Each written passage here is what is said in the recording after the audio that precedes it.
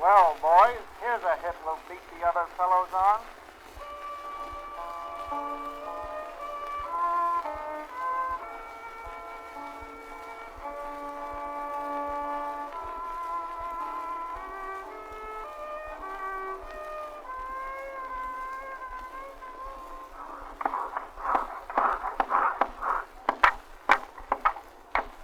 Hey, Charlie, that cabinet'll hold together long enough to get to the dealer.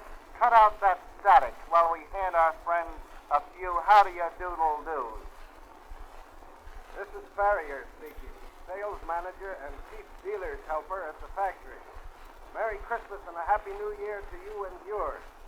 The heads of department here at the factory, every one of us, are delighted to be able to say a personal word in this unique way to you fellows in the front line trenches. We want you to know that we realize what you're up against, that we're going to maintain close contact with you, and that we'll be here backing you up 100% until the last gun is fired. 1925 is going to be a far better year than this year has been. The worst is over, so let's all put on our galoshes and wade in. Let's make some money this year. This is Art Wall, advertising and music manager, broadcasting on a wave of increased business. I'm the poor boob who writes those Saturday Evening Post ads you've admired so. Aside from all joking, we're cooking up some plans for next year that may not increase the size of the Saturday Evening Post, but will certainly increase the size of your Saturday night bankroll. Among other things, there will be a lot of good old tone tests. And, by the way, a man who heard a tone test the other day remarked, "Say, if you could get a pair of tights to fit that phonograph and teach it to carry a spear, you could get it a job at the Metropolitan Opera House." I have another confession to make. I picked the hit, so I'm going to beat it before you hit me. This is Walter Miller speaking, manager of the recording studio, Fifth Avenue, New York City. I call all the artists by their first name, but I'll hate to tell you what they call me.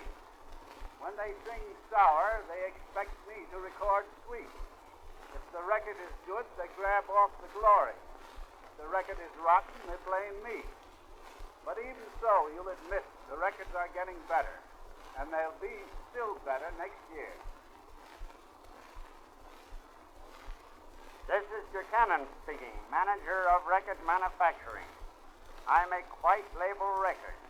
I never had anything to do with black label records. Our records are getting better, aren't they, fellas? Well, I'll have to beat it now, or you won't get this record on time. This is O'Shaughnessy talking. Record service. That's me. I take care of your record orders. I live on complaints of delays.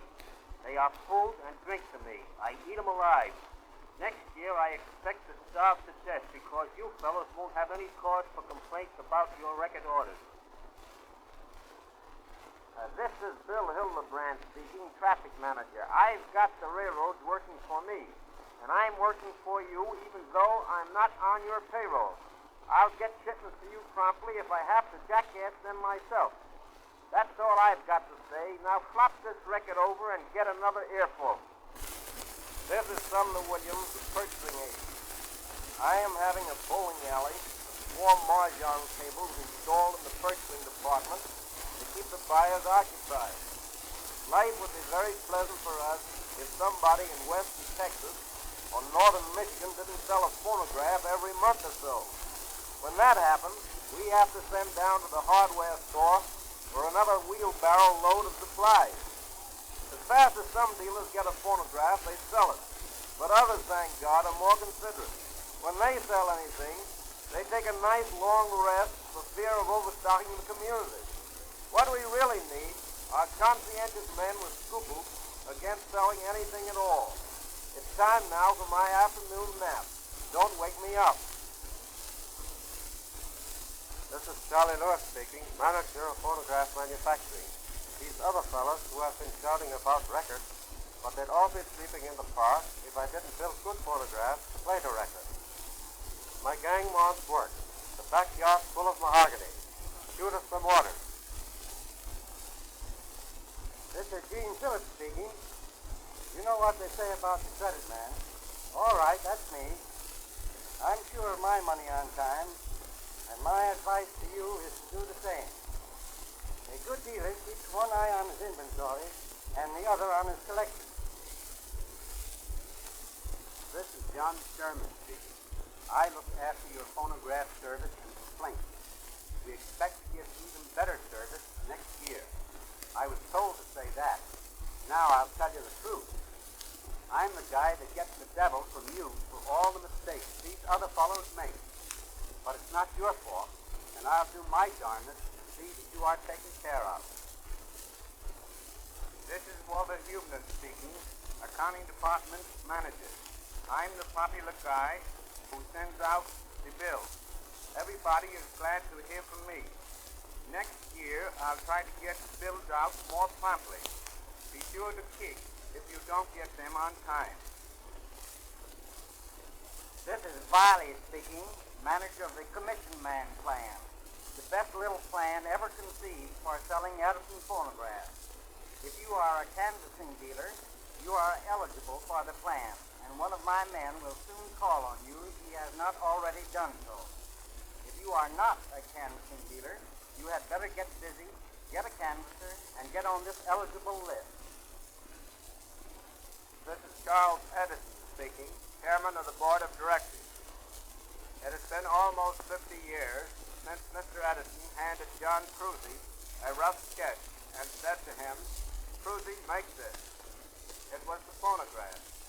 That night saw also the beginning of a ceaseless striving for greater perfection in product and organization, of toil and effort unbroken through the intervening years.